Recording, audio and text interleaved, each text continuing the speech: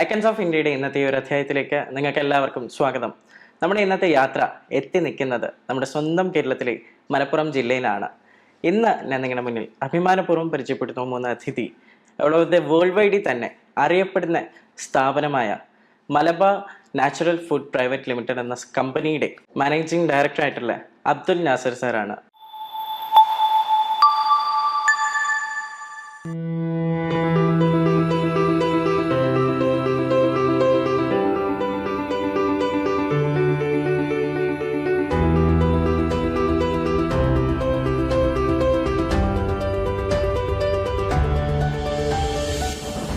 അദ്ദേഹത്തിന്റെ ഇത്രയും വർഷത്തെ ജീവിത അനുഭവങ്ങളും വിശേഷങ്ങളും എല്ലാം നമുക്ക് അദ്ദേഹത്തോട് തന്നെ ചോദിച്ചറിയാം. അതിനു മുന്നേ അദ്ദേഹത്തെ ഒരു പ്രോഗ്രാമിലേക്ക് നമുക്ക് ഹാർദവമായി സ്വാഗതം ചെയ്യാം. അസ്സലാമു അലൈക്കും. സാർ, കുട്ടിക്കാലത്ത് പഠിച്ചതൊക്കെ എവിടെയാണ്? ഞാൻ പഠിച്ചത് കോഴിക്കോട് ഗവൺമെന്റ് ഗവൺമെന്റ് ബോയ്സ് ഹൈസ്കൂളിലാണ് പഠിച്ചത്. കോഴിക്കോട്. അപ്പൊ ഒരു കോഴിക്കോടുകാരനാണ്. കോഴിക്കോട് തന്നെയാണ്. പക്ഷെ നമ്മുടെ കമ്പനി മാത്രമാണ് ഇവിടെ മലപ്പുറത്തോട്ട് എൻ്റർ ആവുന്നത്. അതും ഓപ്പോസിറ്റ് ടു നമ്മുടെ കാലിക്കറ്റ് യൂണിവേഴ്സിറ്റി നിയറസ്റ്റ്. നമ്മുടെ അപ്പൊ സാറിന്റെ കുട്ടിക്കാലത്തെ ഒരു ഓർമ്മകളെ കുറിച്ച് സാറിന് എന്താ പറയാനുള്ളത്? കുട്ടിക്കാലത്തെ ഓർമ്മകൾ എന്ന് പറഞ്ഞാൽ എന്റെ ഫാദർ 1960 ടിമ്പർ ബിസിനസ്സിലാണ്. മുപ്പര് സീറോയിലായിരുന്നു. അതിന് മുപ്പര് സ്വന്തം പ്രയത്നം കൊണ്ട് 1960 മുപ്പര് സ്ഥാപിച്ചാണ് മാനാംകുളം ടിമ്പേഴ്സ് എന്ന് പറഞ്ഞ സ്ഥാപനം. മാനാംകുളം ടിമ്പേഴ്സ്, അതാണ് നിങ്ങളുടെ ഒരു വീട്ടു പേര് പോലും. അതെ. ഓക്കെ. അപ്പം ആ സ്ഥാപനത്തിൽ കൂടെയാണ് ഞങ്ങൾ ജനിക്കുന്ന കാലഘട്ടത്തിൽ തന്നെ ടിമ്പർ ഫീൽഡിലേക്കാണ് ജനിച്ച് വീഴുന്നത് തന്നെ. അന്ന് മുതലുള്ള അനുഭവങ്ങളാണ് ബിസിനസ്സിൽ. അപ്പം പഠിച്ചത് ഗവൺമെന്റ് ഗവൺമെന്റ് ബോയ്സ് ഹൈസ്കൂളിൽ ഞാൻ പഠിച്ചത് ചാലപ്പുറത്ത്. അത് കഴിഞ്ഞ് PDക്ക് ഞാൻ സാമൂഹിക ഗുരുവായൂർ കോളേജിൽ പഠിച്ചു. അത് കഴിഞ്ഞ പാട്ടിന് ബിസിനസ്സിലേക്ക് ഞാനൊരു 10-12 വയസ്സിൽ തന്നെ ബിസിനസ്സിലേക്ക് ഇറങ്ങിയ പോയി തന്നെ. കാരണം ഞങ്ങൾ ചെറുപ്പം മുതലേ ഞങ്ങളെ വീടിന്റെ അടുത്ത് തന്നെയാണ് നമ്മളെ ഷോപ്പും കാര്യങ്ങളൊക്കെ തൊട്ടടുത്ത് തന്നെ. അപ്പം ചെറുപ്പം മുതൽ ഇതിലിങ്ങനെ കണ്ടും കേട്ടും വളർന്നു വന്നതാണ് ഞാനൊക്കെ. പിന്നെ ഫാദറെ കൂടുതൽ അന്ന് നിലമ്പൂരിലൊക്കെ പോയിട്ടാണ് തടിയെടുക്കുക. കൂപ്പ് ഓപ്ഷനുള്ള സമയത്താണ് മെയിൻ നിലമ്പൂരാണല്ലോ ഇതിന്റെ. ടിമ്പർ ബിസിനസിന്റെ ഏറ്റവും വലിയ ഹബ്ബ്, സെക്കൻഡ് ഹബ്ബായിരുന്നു അന്ന് ആ സമയത്ത് കല്ലായി.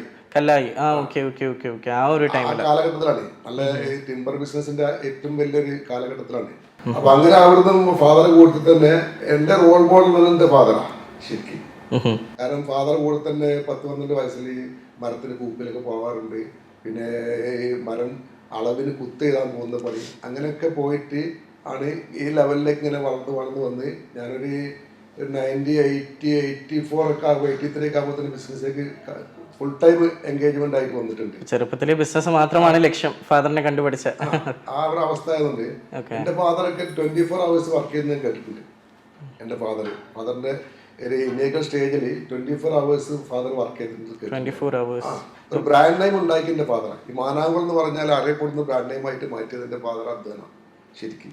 അപ്പൊ പിന്നെ ടിമ്പർ ഫീൽഡ് വർക്ക് ചെയ്യുന്ന സമയത്ത് തന്നെ ഞങ്ങളിപ്പോ ഞാനൊക്കെ ഒരു 18 hours ഒക്കെ വർക്ക് ചെയ്ത ആളാണ്. 18 മണിക്കൂറൊക്കെ എന്റെ ഫാദർ 24 hours എന്ന് പറഞ്ഞു. ഞാൻ 18 മണിക്കൂറൊക്കെ വർക്ക് ചെയ്തത്. കാരണം ഞങ്ങൾ അന്ന് നിലമ്പൂരിൽ 1980 നാഷണലൈസ് ചെയ്തു. ഇവിടെ ഈ നിലമ്പൂര് കൂപ്പുകളൊക്കെ നാഷണലൈസ് ചെയ്ത് കഴിഞ്ഞതിന് ശേഷം പിന്നെ അവിടുന്ന് വുഡുകളൊന്നും വരാത്ത ഒരവസ്ഥ വന്നു. അപ്പൊ ഞങ്ങൾ കർണാടകത്തിലേക്ക് കയറി. പിന്നെ കുടക് എന്ന് പറഞ്ഞ കുടക് ജില്ല കർണാടകത്തില് മറ്റേ വിരാജിപ്പെട്ട മടിക്കേരി അങ്ങനത്തെ ഭാഗങ്ങളിലേക്ക് പിന്നെ മരം പർച്ചേസ് ചെയ്ത് ഞാൻ രാവിലെ ഏർലി മോർണിംഗ് 5 മണിക്ക് ഇവിടുന്ന് സ്വന്തം ഡ്രൈവ് ചെയ്തിട്ട് പോയിട്ട് അവിടെ ചെന്ന് അന്നത്തെ വർക്കൊക്കെ തീർത്ത് രാത്രി 10 മണിയൊക്കെ മടങ്ങി വരും. റിട്ടേൺ പോരും. രാവിലെ പുലർച്ചെ 2 മണിക്ക് 3 മണിക്ക് നാട്ടിലെത്തുക. അത് കഴിഞ്ഞിട്ട് 8 മണിയാകുമ്പോൾ എന്റെ മില്ലിലെത്തും. പിന്നെ അന്നൊരു പാഷനായിരുന്നു. കാരണം അത്രയും ഒരു കാലഘട്ടം, അങ്ങനത്തെ ഒരു കാലഘട്ടമായിരുന്നു. അതുകൊണ്ട് ഈ ലെവലിൽ ഈ നിലയിൽ എത്തിപ്പെട്ടെന്ന് പറയാൻ പറ്റും. കാരണം അന്നത്തെ കാലഘട്ടത്തിൽ അങ്ങനെ വർക്ക് ചെയ്തുകൊണ്ടൊക്കെയാണ് ഇപ്പൊ ഈ ലെവലിലേക്ക്. അപ്പൊ അങ്ങനെ ആകുമ്പോൾ റിയൽ എസ്റ്റേറ്റിലേക്ക് വന്നു. റിയൽ എസ്റ്റേറ്റിൽ കുറെ കാലം അങ്ങനെ പോയിക്കൊണ്ടിരിക്കുന്ന സമയത്ത് പിന്നെ അതിന്റെ ശേഷം കുറെ കഴിഞ്ഞപ്പോഴാണ് ഞാനെന്റെ കോപതരം കൂടി ഒരു ചെരുപ്പിന്റെ ഒരു പ്യൂർ മാനുഫാക്ചറിംഗ് യൂണിറ്റ് തുടങ്ങിയത്. ചെരുപ്പിന്റെ മേഖലയിലോട്ട് കിടന്നു. മേഖലയിലേക്ക് വന്നു. മറ്റേ ഈസി വാക്ക് ഫുട്വെയർ എന്ന ചെരുപ്പിന്റെ കമ്പനിയുടെ പേര്. അത് കഴിഞ്ഞതിന് ശേഷം പിന്നെ PU ചെരുപ്പ്, അത് സ്റ്റൈലാന്ന ബ്രാൻഡ് നെയിം. അവിടുന്ന് കുറെ കാലഘട്ടം ഇങ്ങനെ കഴിഞ്ഞതിന് ശേഷം എന്റെ ബ്രദറിലോ ഉണ്ട് ഓസ്ട്രേലിയയില്. അവന് അവിടെ മെൽബണിലാണ് ഉള്ളത്. ഇതിലൊരു മാനേജർ മറ്റൊരു പാർട്ട്ണറാണ്. അവനാണ് ഇന്റർനാഷണൽ ഫുള്ള് ഇത് ചെയ്യുന്ന പുള്ളിക്കാരനാണ് അവിടെ മൊത്തത്തിൽ മാനേജ് ചെയ്യുന്നത്. അപ്പോൾ അവനിങ്ങനെ അവിടെ ഈ മറ്റേ എല്ലാവിധ ഈസ്റ്റേൺ അങ്ങനത്തെ പല കമ്പനീൻ്റെ ഡിസ്ട്രിബ്യൂഷൻ ചെയ്യുന്നുണ്ട് അവരവിടെ. അപ്പോൾ അതൊക്കെ ചെയ്തുകൊണ്ടിരിക്കുന്ന സമയത്ത് പറയാം നമുക്കിങ്ങനെ തുടങ്ങാമെന്ന് പറഞ്ഞിട്ടാണ് അങ്ങനെ ഈ ഒരു മേഖലയിലേക്ക് എത്തിപ്പെട്ടത്. ഈ ഒരു ഫുഡ് ഇൻഡസ്ട്രി ഞങ്ങൾക്ക് സ്റ്റാർട്ട് ചെയ്തത് 16 സ്റ്റാർട്ട് ചെയ്ത് ആദ്യം തിരുവനന്തപുരമായിരുന്നു. ഞങ്ങളൊരു ചെറിയൊരു വെച്ച് സ്റ്റാർട്ട് ചെയ്തു. അത് കുറെ കഴിഞ്ഞ് പ്രൊഡക്ഷൻ കപ്പാസിറ്റി കുറഞ്ഞപ്പോൾ ഞങ്ങൾ ഇവിടെ കിൻഫ്രയിൽ വന്നിട്ട് റെന്റിനൊരു സ്ഥാപനം വാങ്ങിച്ചു. അതും കഴിഞ്ഞപ്പോൾ ഞങ്ങള് മറ്റേ ഓർഡറിനനുസരിച്ചുള്ള സാധനം സപ്ലൈ ചെയ്യാൻ അവസ്ഥ വന്നപ്പോഴാണ് ഒരു പുതിയ യൂണിറ്റ് ഇവിടെ സ്ഥാപിച്ചിട്ട് ഇപ്പം പുതിയത് സ്റ്റാർട്ടായത്. അവിടെ നിന്നാണ് നമ്മൾ ഇപ്പോഴത്തെ ഇന്റർവ്യൂ. അതാണ് ഇപ്പൊ ഇന്റർവ്യൂ നടന്നിരിക്കുന്ന സ്ഥാപനമാണ്. അപ്പം അതിന്റെ കാര്യങ്ങളൊക്കെ കഴിഞ്ഞു. ഇപ്പോൾ ഇവിടെ പ്രൊഡക്ഷൻ തുടങ്ങാൻ പോവാണ്. ഇപ്പൊ ഇന്ന് നിലയിലേക്ക് എത്തിയിട്ടുണ്ട്. അതേപോലെ കൂടെ എത്തിയോ. പിന്നെ എൻ്റെ ജീവിതകാലം എന്ന് പറയുകയാണെന്ന് വെച്ചാൽ കുട്ടിക്കാലം മുതലേ നമ്മൾ വലിയ ബുദ്ധിമുട്ടുകളൊന്നും ഉണ്ടായിട്ടില്ല. എൻ്റെ ഫാദർ 96 ബിസിനസ്സിലൊക്കെ വന്നതുകൊണ്ട് ബുദ്ധിമുട്ടുകളൊന്നും ഇല്ലാതെ തന്നെയാണ് വളർന്നത്. പിന്നെ ഞാൻ കല്യാണം കഴിച്ച് എറ്റിപ്പടി എന്നാണ്, പരപ്പനങ്ങാടി എന്നാണ്. എനിക്ക് 4 പെൺകുട്ടികളാണ്. എൻ്റെ വൈഫ് ഹൗസ് വൈഫാണ്. വൈഫിന്റെ പേര് നൂർസിയ. വൈഫിന്റെ സൈഡിൽ നിന്ന് എത്രമാത്രം സപ്പോർട്ടാണ്? വൈഫിന്റെ സൈഡിൽ സപ്പോർട്ട് എന്ന് പറഞ്ഞു കഴിഞ്ഞാൽ എൻ്റെ ലൈഫിന്റെ കരിയറിൽ ഏറ്റവും വലിയ കടപ്പാടെന്ന് പറഞ്ഞാൽ എൻ്റെ വൈഫാണ്. ഓക്കെ. മാഷാല്ലാ 4 മക്കളാണ് സാറിന്. അവരുടെ പേരുകൾ എന്ത് ചെയ്യുന്നു? മൂത്ത 4 പെൺകുട്ടികളാണ് എനിക്ക്. എന്റെ മൂത്ത മകള് ഫാത്തിമ എന്ന പേര്. അവള് BDS കഴിഞ്ഞു. അവളിപ്പം മാരീഡ് ആയത് മറ്റേ മലപ്പുറം കെട്ടിച്ച് പാത്തിക്കൽ എന്ന് പറഞ്ഞ ഫാമിലിയിലേക്കാണ്. എന്റെ മരുമകന്റെ പേര് ഷെയ് എന്ന പേര്. അവര് സൗദിയിൽ ജിദ്ദയിൽ ബിസിനസ്സാണ്. അവരവിടെ സെറ്റിൽ ആണ്ട് 3 കുട്ടികളുണ്ട്. മൂന്നാമത്തെ കുട്ടി ഇപ്പം ഒരു 3 മാസമായിട്ടുള്ളൂ. നാട്ടിലുണ്ട് അവര്. ഈ മന്ത് എൻഡിലിപ്പം സൗദിക്ക് തിരിച്ചു പോകും. രണ്ടാമത്തെ മകളെ പേര് ആയിഷ. അവള് MBBS കഴിഞ്ഞിട്ട് ഇപ്പൊ PGക്ക് MS ഗൈനക്കോളജിക്ക് മറ്റേ ചെന്നൈയില് ബബിത കോളേജില് പഠിച്ചുകൊണ്ടിരിക്കുക. അവളെ ഹസ്ബൻഡിന് കല്യാണം കഴിച്ച മണ്ണാർക്കാടാ ഹോസ്പിറ്റലൊക്കെ ഉണ്ട്. ഡോക്ടർ കമ്മപ്പ എന്ന് പറഞ്ഞ അവരുടെ മകനാണ്. അവര് നബിയൽ എന്ന് പറയും എൻ്റെ ബ്രദർ, മറ്റേ സണ്ണിലോന്റെ പേര്. രണ്ടാമത്തെ അവന് PGക്ക് ജനറൽ സർജറിക്ക് പഠിച്ചുകൊണ്ടിരിക്കുക. 2nd year. അത് ചെന്നൈ തന്നെ. മൂന്നാമത്തെ മകളെ പേര് മറ്റേ മറിയം എന്നാ. അവൾ മെഡിസിൻ കഴിഞ്ഞു. അവൾ മാരീഡ് കഴിഞ്ഞ്. എൻ്റെ സണ്ണിലോന്റെ പേര് അഭിഷാം എന്നാണ്. കുറ്റ്യാടിയാണ് അവര്. അവളിപ്പം മറ്റേ PGക്ക് എൻട്രൻസ് പ്രിപ്പയർ ചെയ്തുകൊണ്ടിരിക്കുകയാണ്. അപ്പൊ പെട്ടെന്ന് ഈ 23rd PG എക്സാമിനേഷൻ വെച്ചത്. അപ്പം നെക്സ്റ്റ് ആഗസ്റ്റ് 11 നീട്ടിയിട്ടുണ്ട്. അങ്ങനെ പോകുന്നുണ്ട്.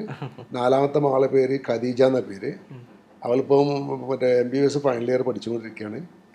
മറ്റേ ബാംഗ്ലൂർ മാതർമുള്ളേസിൽ പഠിച്ചുകൊണ്ടിരിക്കുകയാണ്. 4ാമത്തെ മകള് ഇനിയിപ്പം ഈ ഒരു പഠനത്തിന് 3 കുട്ടികളെ കല്യാണം കഴിഞ്ഞു. 4ാമത്തെ മകളെ കല്യാണം നോക്കുന്നുണ്ട്. ഞങ്ങള് ഫാദർ മദറിനും 5 കുട്ടികളാണ്. പിന്നെ അതുപോലെ തന്നെ സാറിന്റെ സഹോദരങ്ങളുടെ പേര് പറഞ്ഞില്ല. എന്റെ ബ്രദേഴ്സ്, എനിക്കൊരു സിസ്റ്ററും 3 ബ്രദേഴ്സാണ്. മൂത്ത സിസ്റ്റർ പേര് കൈറുന്നീസ് ആണ്. അവർ മാരീഡായി. എൻ്റെ ബ്രദറിലോന്റെ പേര് അബ്ദുൽ നാസറിന്റെ പേരാണ്. അവർ തൊട്ടടുത്ത് തന്നെ കണ്ണഞ്ചേരി എന്ന സ്ഥലത്താണ്. അവർക്ക് 3 കുട്ടികളുണ്ട്. ബുദ്ധിമുട്ടില്ലാതെ പോകുന്നുണ്ട് ഉഷാറായിട്ട്. എൻ്റെ നേരെ അനിയനാണ് പ്ലൈവുഡ് സെക്ഷനിൽ നോക്കുന്നത്, അഷ്റഫ് എന്ന് പറയും. അവന് അവൻ്റെ 2 ആൺകുട്ടികളാണുള്ളത്. അവൻ്റെ കൂടെ തന്നെ ബിസിനസ്സിലുണ്ട്. 2ാമത്തെ അവനിപ്പോൾ കാനഡയിൽ ഉള്ളത്. കാനഡയിൽ അവന്. പിന്നെ 3ാമത്തെ ബ്രദറാണ് മുഹമ്മദ് ഫൈസൽ എന്ന് പറയും. അവനും ഞാനും ടിമ്പറിൽ ഞങ്ങൾ 2 മാനേജ് ചെയ്യുന്നത്. ഇപ്പം പ്ലൈവുഡ് സെക്ഷനിലാണ് ഉള്ളത്. അവനും എൻ്റെ 3 കുട്ടികളുണ്ട്. 2 പെൺകുട്ടികളും ഒരു മകനും. അവനും കാനഡയിൽ തന്നെ എയർലൈൻസിൽ പോയതാണ്. പിന്നെ രണ്ടാമത്തെ മകളാണ് 2ാമത്തെ. അവളിപ്പം PGക്ക് ചെയ്തുകൊണ്ടിരിക്കുക സൈക്കോളജി. ഒരു ചെറിയ മകൾ പഠിച്ചുകൊണ്ടിരിക്കുക 8th ലെറ്റർ പഠിക്കാൻ. പിന്നെ 4ാമത്തെ ബ്രദറിന്റെ പേര് അബ്ദുൽ സുക്കൂർ എന്നാ. അവന് 2 പെൺകുട്ടി, ഒരു മകനും ഒരു മകളാണ്. മൂത്ത മകൾ ഇപ്പോൾ BDS കഴിഞ്ഞിട്ട് ഇന്റേൺഷിപ്പാണ്. 2ാമത്തെ മകന് BTECന് പഠിച്ചുകൊണ്ടിരിക്കുക. അപ്പോൾ ഉഷാറായിട്ട് പോകുന്നുണ്ട്. ഞങ്ങൾക്ക് ഫാമിലി ബിസിനസ് എപ്പോഴും ഒരുമിച്ച് ടിമ്പറൊക്കെ ഞങ്ങൾ ഒരുമിച്ച് ഞങ്ങൾ ടിമ്പറുണ്ട്, പ്ലൈവുഡ് ബിസിനസ് ഉണ്ട്, മാനാംകുളം എന്റർപ്രൈസ് പ്ലൈവുഡ് ബിസിനസ് ഉണ്ട്, മാനാംകുളം ടിമ്പേഴ്സ്, പിന്നെ മാനാംകുളം സ്വാമിലി, അങ്ങനെ കുറെ മാനാംകുളം കൺസേൺ കുറെ ഇതുണ്ട്, സ്ഥാപനങ്ങളുണ്ട്. ഞങ്ങൾ ഒരുമിച്ചാണ്. പക്ഷേ വളരെ നല്ല ഐക്യത്തോട് കൂടിയിട്ടും അതാണ് ഏറ്റവും വലിയ വിജയം. ഞങ്ങളെ ഈ കമ്പനീന്റെ ഏറ്റവും വലിയ വിജയം, ഞങ്ങൾ ഫേമിന്റെ വിജയം എന്ന് പറഞ്ഞു കഴിഞ്ഞാൽ ഞങ്ങൾ ഒരുമിച്ചിട്ട് കൂട്ടായിട്ട് എല്ലാ കാര്യങ്ങളും ഒരുമിച്ച് ഫ്രണ്ട്ലി എന്ന നിലക്കാണ് നമ്മൾ പോകുന്നത്. ഇപ്പോൾ നമ്മുടെ മലബാർ നാച്ചുറൽ ഫുഡ്സിനെ കുറിച്ച് സാറിന് എന്താ പറയാനുള്ളത്? മീൻസ് നമ്മൾ എന്തൊക്കെ ടൈപ്പ് ഓഫ് സർവീസസ് ആണ് കസ്റ്റമേഴ്സിന് വേണ്ടി പ്രൊവൈഡ് ചെയ്യുന്നത്? ഞങ്ങളിപ്പം ചെയ്യുന്നത് ഓൺലി ഇപ്പം എക്സ്പോർട്ട് മാത്രമേ ഇപ്പോൾ ചെയ്യുന്നത്. ഞങ്ങൾ ഇപ്പോൾ ചെയ്യുന്നത് ഓൺലി യൂറോപ്പ് ഫുള്ളായി ചെയ്യുന്നുണ്ട്. USA, കാനഡ, ന്യൂസിലൻഡ്, അങ്ങനെ എല്ലാ ഭാഗങ്ങളും മിഡിൽ ഈസ്റ്റിൽ ഉള്ള സ്ഥലത്തും ഓൾ ഓവർ വേൾഡിൽ കുറെ സ്ഥലങ്ങൾ നമ്മളിപ്പം എൻട്രി ചെയ്ത് കഴിഞ്ഞിട്ടുണ്ട്. പക്ഷേ ഞങ്ങൾക്ക് ഇതുവരെ പ്രൊഡക്ഷൻ കപ്പാസിറ്റി കുറവായതുകൊണ്ടാണ് കൂടുതൽ ഓർഡേഴ്സ് ഒന്നും എടുക്കാൻ പറ്റാത്തൊരു അവസ്ഥ വന്നത്. ഇപ്പൊ ഞങ്ങൾ എന്താ ചെയ്യുന്നത് വെച്ചാൽ ഇവിടെ ഈ സൗകര്യങ്ങളൊക്കെ വന്നുകൊണ്ടിട്ട് പ്രൊഡക്ഷൻ കപ്പാസിറ്റി കൂട്ടി എല്ലാ സൗകര്യങ്ങളും ചെയ്തു. ഒക്കെ ഓൾ ഓവർ പുതിയ പുതിയ മെഷീനറീസ് ഇറക്കി വളരെ ഇതിലുള്ള ഒരു ആധുനിക ടെക്നോളജി വെച്ചിട്ടുള്ള ഒരു സിസ്റ്റത്തിലേക്ക് പോകുന്നത്. ക്വാളിറ്റിക്ക് ഒരു 100% എന്ന് പറയാം, അല്ല 100% 110% എന്ന് നൽകാൻ ഞാൻ എൻ്റെ ലേബേഴ്സിനോട് എപ്പോഴും മാനേജേഴ്സിന് പറയാം. ക്വാളിറ്റിയിൽ 1% പാടില്ല, തൂക്കത്തിൽ വരുത്താൻ പാടില്ല. കാരണം ഒരു കിലോ കൂടുതലായാലും കുഴപ്പമില്ല, പാടില്ല. സത്യം. പിന്നെന്താ വെച്ചാൽ ഞങ്ങളിപ്പം ഞാൻ ടിമ്പർ ബിസിനസ് ചെയ്യുന്ന ആളാണ്, ഞാൻ ചെരുപ്പിന്റെ ബിസിനസ് ചെയ്യുന്ന ആളാണ്, ഞാൻ ഫുഡിന്റെ ബിസിനസ് ചെയ്യുന്ന ആളാണ്, പിന്നെ റിയൽ എസ്റ്റേറ്റ് വേറെ വേറെ.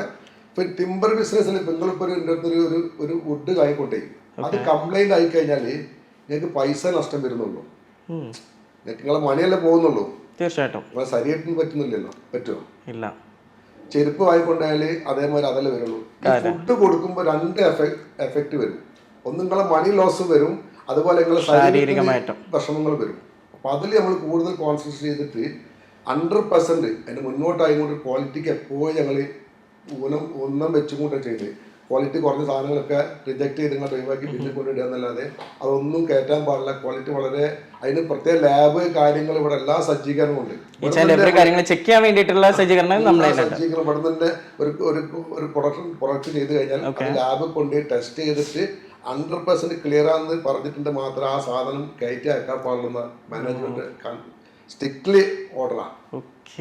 അതല്ല ഞങ്ങള് കൊടുക്കുന്നത്. ഞങ്ങളിപ്പം ബിസിനസ് ചെയ്യുമ്പോൾ മണി വരും, വേറെ വിഷയം. അതിന്റെ പുറമെ നമുക്കൊരു എത്തിക്സ് വേണമല്ലോ എല്ലാ കാര്യങ്ങൾക്കും. സത്യസന്ധതയാണെങ്കിൽ തീർച്ചയായിട്ടും നമുക്ക് വരാനുള്ള പൈസ നിലനിർത്തിക്കൊണ്ട് പോകണം, എന്നാലേ വിജയിക്കുള്ളൂ. അല്ലാതെ നമ്മള് കാര്യത്തിൽ ചെയ്തിട്ടുണ്ടെങ്കിൽ നമുക്ക് വിജയം ഉണ്ടാവില്ല. ദൈവത്തിന്റെ ഭാഗത്തുനിന്ന് അതിൻ്റെതായ അനുഭവങ്ങൾ നമുക്ക് കിട്ടും ചെയ്യും. ഇതുവരെ നമുക്ക് ഒരു വിഷമങ്ങൾ ഇതുവരെ ദൈവാനുഭവം ഉണ്ടായിട്ടില്ല. പിന്നെ സ്ഥാപനം തുടങ്ങുമ്പോൾ തന്നെ ഞാൻ എന്താന്ന് എങ്ങനെ അതൊക്കെ ആയി കിട്ടാന്ന് തോന്നണ്ടായിരുന്നു. ഒരു വിഷമമില്ലാതെ ഇന്നലെ അല്ലെങ്കിൽ എത്തിക്കിട്ടി. തീർച്ചയായിട്ടും. പിന്നെ അതേപോലെ നമ്മുടെ അമേരിക്കയിലുള്ള പാർട്ട്ണർ ബ്രദറിൻലോ ആളുടെ സൈഡിൽ നിന്നുള്ള സപ്പോർട്ട് എത്രമാത്രം? അവര് മെൽബണിലാണ്, ഓസ്ട്രേലിയ മെൽബണിലാണ്. അവരാണ് കുറെ കാലം അവന് പോയിട്ട് അവന് വളരെ സപ്പോർട്ട്. അവനാണ് ഇപ്പൊ ഇന്റർനാഷണൽ അവിടെയൊക്കെ ഫുള്ളായിട്ട് മാനേജ് ചെയ്യുന്നത്. അവനാണ് ഫുള്ളി സപ്ലൈസ് എല്ലാം ആളെ തന്നെ മാനേജ് ചെയ്യുന്നത്. ഇന്റർനാഷണൽ ഫുള്ളായിട്ട് അവിടെയൊക്കെ അവര് മെൽബണിൽ അവിടെയൊക്കെ ചെയ്യുന്ന അവൻ ഡയറക്റ്റ് ചെയ്യുന്നുണ്ട്. പിന്നെ അവന് സപ്ലൈ ചെയ്യുന്നുണ്ട്, ഉഷാറായിട്ട് പോകുന്നുണ്ട്. പിന്നെ അതേപോലെ ആളുടെ ബ്രദറും സാറിന്റെ കൂടെ ഇവിടെ ഒരു സപ്പോർട്ട് ആയിട്ട് ബ്രദറിലുണ്ട്, ഇസാഖ് എന്ന് പറയും. എന്നെ സഹായിക്കുന്ന ഫുൾ ടൈം എന്റെ എല്ലാ കാര്യങ്ങളിലും ബന്ധപ്പെടുന്നതും എന്റെ ഫുൾ ഓളിനായിട്ട് എന്റെ കൂടെ ഉള്ളത് ഇസാഖിന്റെ മൂത്ത ബ്രദറാണ്. പിന്നെ അതേപോലെ വേറൊരു വ്യക്തിയും കൂടെ ഉണ്ടല്ലോ ഇവിടെ, എന്റെ എന്റെ ബ്രദറിലോന്റെ ഉമ്മന്റെ അനിയത്തിന്റെ ഭർത്താവുണ്ട്, നാസർ എന്ന് പറയും. HR കാര്യങ്ങളൊക്കെ നോക്കുന്നത്. പിന്നെ ഞങ്ങൾ ഒരുമിച്ച് എല്ലാവരും കൂടി ഇവിടെ കാര്യങ്ങൾ ഉഷാറായിട്ട് പോകും. ഒരുമിച്ച് പോകുന്നതിനുള്ളതിന്റെ ഒരു വ്യത്യാസം വേറെ തന്നെ. കൂട്ടായിട്ട് പോകുമ്പോൾ അതിന് കൂടുതൽ ഗ്രോത്ത് ഉണ്ടാകും. സത്യം. നമ്മൾ ഇൻഡിവിജ്വലായിട്ട് പോകുന്നവരല്ലേ, നമ്മളിപ്പോ എല്ലാവരും സ്നേഹത്തോട് കൂടിയിട്ടും സന്തോഷത്തോടും ഒരുമിച്ച് പോകുമ്പോൾ നമ്മളിപ്പോ ഒന്നും വരുമ്പോ ഒന്നും കൊണ്ടുവന്നിട്ടില്ല, ആരും പോകുമ്പോ ആരും ഒന്നും കൊണ്ടുപോകില്ല അല്ലേ. പിന്നെ കുറഞ്ഞ കാലഘട്ടം ഇവിടെ ജീവിക്കുന്നുണ്ട്. ബുദ്ധിമുട്ടാവരുത്. നമ്മളിപ്പോ ഒരാൾക്ക് ഉപദ്രവം ചെയ്തിട്ടില്ലെങ്കിൽ ഉപകാരം ചെയ്തിട്ട് ഉപദ്രവം ചെയ്യാൻ പാടില്ല. പിന്നെ നമ്മളെ കൊണ്ട് കഴിയുന്ന എല്ലാവർക്കും സ്നേഹം കൊടുക്കുക, അതുപോലെ നമുക്ക് മാക്സിമം എന്ത് ചെയ്യാൻ പറ്റുന്ന അതൊക്കെ ബാക്കിയാവുള്ളൂ. തീർച്ചയായിട്ടും. കാര്യം അവരുടെയൊക്കെ പ്രാർത്ഥനകളായിരിക്കും, നമ്മള് നല്ല ചെയ്ത ആൾക്കാരുടെ പ്രാർത്ഥനകൾ മാത്രമാണ് നമ്മൾ നല്ല രീതിയിൽ മുന്നോട്ട് പോകുന്നത്. തീർച്ചയായിട്ടും സാറിന്റെ ഫാദർ ആണെങ്കിലും സാറിന്റെ ഈ ഒരു ഹോൾ ഫാമിലി ആണെങ്കിലും എന്നേക്ക് ഈ ഒരു സക്സസിലോട്ട് എത്തണമെങ്കിൽ തീർച്ചയായിട്ടും എനിക്ക് 110% ഉറപ്പുണ്ട്. കാര്യം സാറിന്റെ കൂടെ നിൽക്കുന്ന ഫാമിലീസ്, അതായത് സ്റ്റാഫുകൾ, അവരെയും നല്ല രീതിയിൽ ടേക്ക് കെയർ ചെയ്യുന്നുണ്ട്. അതേപോലെ പല നല്ല കാര്യങ്ങൾ അല്ലാണ്ടും ചെയ്യുന്നുണ്ട്. അതിന്റെ സാക്ഷിയാണ് ഈ ഒരു ഗ്രോത്ത് പോലും. തീർച്ചയായിട്ടും. ഓക്കെ. പിന്നെ അതേപോലെ തന്നെ സാറിന് അറിയാം, എല്ലാ മനുഷ്യരുടെ ജീവിതത്തിലാണെങ്കിലും തീർച്ചയായിട്ടും ഒരു ഉയർച്ച ഉണ്ടാവും, ഒരു താഴ്ച ഉണ്ടാവും. സാറിന്റെ ലൈഫിൽ അങ്ങനെ ഒരു അപ്സ് ആൻഡ് ഡൗൺസ് ഒക്കെ ഉണ്ടായി. സാർ അതിനൊക്കെ എങ്ങനെയാ നേരിട്ടെ? ബിസിനസ്സിൽ ഏറ്റക്കുറച്ചിലുകൾ ഉണ്ടാവും, അത് സ്വാഭാവികമായിട്ട് വരുന്ന ചില കാലഘട്ടങ്ങളിൽ അല്ലെങ്കിൽ ചില പീരീഡ്സിലൊക്കെ ചില മാറ്റങ്ങൾ ഉണ്ടാവും. ചിലപ്പോൾ കുറച്ച് കുറയും, ഓർഡർ കുറയും, ചിലപ്പോൾ നല്ല നമുക്ക് എടുക്കാൻ പറ്റാത്ത ഓർഡറുകൾ ഉണ്ടാവും. അത് സ്വാഭാവികം ഉണ്ടാവും. അതൊക്കെ വന്നു കഴിഞ്ഞിട്ടുണ്ടെങ്കിൽ അതൊക്കെ ഒരു ഇതിന്റെ ബിസിനസിന്റെ ഒരു മനസ്സിലാക്കിക്കൊണ്ട് അത് അതിനനുസരിച്ച് നമ്മൾ നിൽക്കുക. കാരണം ആരും വരുമ്പോൾ ഒന്നും കൊണ്ടുവന്നിട്ടില്ലല്ലോ. അപ്പൊ പിന്നെ നമ്മളതിന് ബേജാറായിട്ട് കാര്യമൊന്നുമില്ല. ഒന്നിനെ ബേജാറാന്ന് അല്ല എന്റെ തീരെ അത്ര. കാരണം നമ്മൾ അതിനൊന്നും ടെൻഷൻ എടുത്തിട്ട് ബേജാറായിട്ട് കാര്യമില്ല. ഇതിൽ നമുക്ക് വരും പോവൊക്കെ ചെയ്യും. പക്ഷെ അതിന് നമ്മളെന്താ വെച്ചാൽ ആ ഒരു ലെവലിൽ നമ്മള് ആ ഒരു മാനസികാവസ്ഥയിൽ നമ്മള് അതിനോട് കൂടി തളരല്ലേ? തളരാതെ യോജിച്ചു നമ്മളെ പോയിട്ടുണ്ടെങ്കിൽ കൊണ്ട് ഇടാൻ പറ്റുന്ന മാക്സിമം എഫേർട്ട് വിജയം ഉണ്ടാവും. പക്ഷെ എല്ലാത്തിനും ഇപ്പൊ എന്റെ ഫാദർ എപ്പോഴും പറയും, ഒരു കയറ്റം വന്നാൽ ഒരു ഇറക്കം ഉണ്ടാവും എന്ന് പറയും. അത് ഏത് കാലഘട്ടത്തിലും വരുന്ന തീർച്ചയായിട്ടും അത് ഉണ്ടാവുന്നില്ല മനസ്സിലാക്കി കഴിഞ്ഞാൽ പിന്നെ പേടിക്കേണ്ട വിഷയമല്ലല്ലോ. തീർച്ചയായിട്ടും സത്യം. അതിനോട് നമ്മൾ യോജിച്ചുകൊണ്ട് അതെന്താന്ന് മനസ്സിലാക്കി മുന്നോട്ട് പോയാലും നമുക്ക് പരാജയം ഉണ്ടാവില്ല. അതിൽ നമ്മൾ വരിയിടാകുമ്പോഴല്ല പരാജയം വരുന്നുള്ളൂ. ഒരുപാട് ബിസിനസ് ആരംഭിക്കണമെന്നൊരു ആഗ്രഹം കൊണ്ട് ഒരു ജോലിക്ക് വന്ന് മുന്നേറ്റം എന്ന ലക്ഷ്യബോധത്തോടു കൂടി നടക്കുന്ന ഒരുപാട് യങ്സ്റ്റേഴ്സ് ഉണ്ട്. ഇവർക്കൊക്കെ വേണ്ടിയിട്ട് സാറിന്റെ ഇത്രയും വർഷത്തെ ലൈഫിൽ നിന്ന് സാറിന് എന്ത് മെസ്സേജാണ് പാസ് ചെയ്യാനുള്ളത്? ഇപ്പൊ ഇപ്പോഴത്തെ ന്യൂ ജനറേഷൻ കുട്ടികൾ എന്ന് പറഞ്ഞ ജനറേഷൻ ഇതെന്ന് പറഞ്ഞാല് അവരിപ്പോ ഒരു ബിസിനസ്സിലേക്ക് ഇറങ്ങി കഴിഞ്ഞിട്ടുണ്ടെങ്കിൽ ഞങ്ങൾക്ക് ഞങ്ങളുടെ മേഖലയിലൊക്കെ ടിമ്പർ മേഖലയിലൊക്കെ ഏറ്റവും വലിയ ബുദ്ധിമുട്ട് വന്നതെന്ന് വെച്ചാൽ ഈ ന്യൂ ജനറേഷൻ ആളുകൾ വന്നു കഴിഞ്ഞാൽ അവർക്കൊരു സാധനത്തിന്റെ കോസ്റ്റ് ഓഫ് റേറ്റ് കാര്യങ്ങൾ മനസ്സിലാക്കിക്കൊണ്ട് അതെന്ത് വിലക്ക് ഇപ്പൊ ഒരു 10 റുപ്യ കിട്ടുന്ന സാധനങ്ങള് നമുക്ക് എന്ത് വിലക്ക് വിൽക്കണം, അതിനെന്തൊക്കെ നമുക്ക് എക്സ്പെൻസ് വരുന്നുണ്ട് കാര്യങ്ങൾ കൂട്ടി കഴിഞ്ഞിട്ട് അതിൽ മാർജിൻ വെച്ചിട്ട് സെയിൽ ചെയ്യുന്ന സിസ്റ്റം അവരെ സംബന്ധിച്ചിട്ടില്ല. പക്ഷെ ഇപ്പൊ ന്യൂറോജൻസ് കുട്ടികൾക്ക് കുറെ ഐഡിയകൾ ഉണ്ട് കേട്ടോ. അവർക്ക് ഇപ്പൊ ഇപ്പോഴത്തെ പുതിയ ടെക്നോളജി വെച്ചിട്ട് കുറെ കാര്യങ്ങൾ അവർക്കുണ്ട്. പക്ഷെ അവർക്ക് പെട്ടെന്ന് എക്സിക്യൂട്ടീവ് അല്ല, പെട്ടെന്ന് എന്തെങ്കിലും ആയി കിട്ടുന്ന ചിന്താഗതിയാണ്. കോഴിക്കോട് സംബന്ധിച്ച് ഇപ്പൊ കുറെ പല എല്ലാ ആളുകളും ഇപ്പൊ എല്ലാ ബിസിനസ്സിൽ ടോപ്പ് ലെവൽ നിൽക്കുന്ന എല്ലാ ആളുകളും സീറോ എന്ന് വന്ന ആളുകളായിരിക്കും. തീർച്ചയായിട്ടും. പക്ഷെ അവര് എത്രയോ കാലം ചിലപ്പോ അവർ ചെയ്തിട്ട് 1, 2, 3 പ്രാവശ്യം പരാജയപ്പെട്ടിട്ടുണ്ടാവും. ഒറ്റ പരാജയപ്പെട്ടിട്ട് പിന്നെ അവിടുന്ന് രണ്ടാമത് അവർ പിന്നെയും ഉയർത്തി എഴുന്നേറ്റിട്ട് എത്രയോ ഇതിലെത്തിയ ആളുകൾ ഇഷ്ടംപോലെ പറയാനുണ്ടോ. തീർച്ചയായിട്ടും. എന്തായാലും ഇത്രയും തിരക്കേറിയ സമയത്ത് നമുക്ക് വേണ്ടിയിട്ട് ഈ ഒരു എന്താ പറയാ ഈ ഒരു സമയം അനുവദിച്ചു തന്നതിന് ഒരുപാട് നന്ദിയുണ്ട്. പിന്നെ അതുപോലെ തന്നെ സാർ ആഗ്രഹിച്ച പോലെ തന്നെ സാറിന് വരുന്ന ഫ്യൂച്ചർ വിഷനും ഫ്യൂച്ചർ വെഞ്ചേഴ്സിനും എല്ലാത്തിനും പഠിച്ച തമ്പുരാൻ നല്ലൊരു അനുഗ്രഹം തന്നെ നേരിട്ടെ. പിന്നെ അതേപോലെ തന്നെ സാറിന്റെ ഈ ഒരു മലബാർ ഈ ഒരു ബ്രാൻഡ് ഇപ്പം നിലവിൽ ഇപ്പൊ all over the world wide ബ്രാൻഡായി മാറിക്കഴിഞ്ഞു. പക്ഷെ എന്നാലും ഉള്ളതിൽ തന്നെ ടോപ്പ് നമ്പർ 1 ബ്രാൻഡായി മാറട്ടെ എന്ന് ഞാനും പ്രാർത്ഥിക്കുകയാണ്. എന്നാലും ഇത്രയും ടൈം മാസ്റ്റർ വിഷനും ജീവൻ TV ചാനലിന് വേണ്ടിയിട്ട് ഈ ഒരു അവസരം തന്നതിന് ഒരുപാട് നന്ദിയുണ്ട് sir. So thank you so much.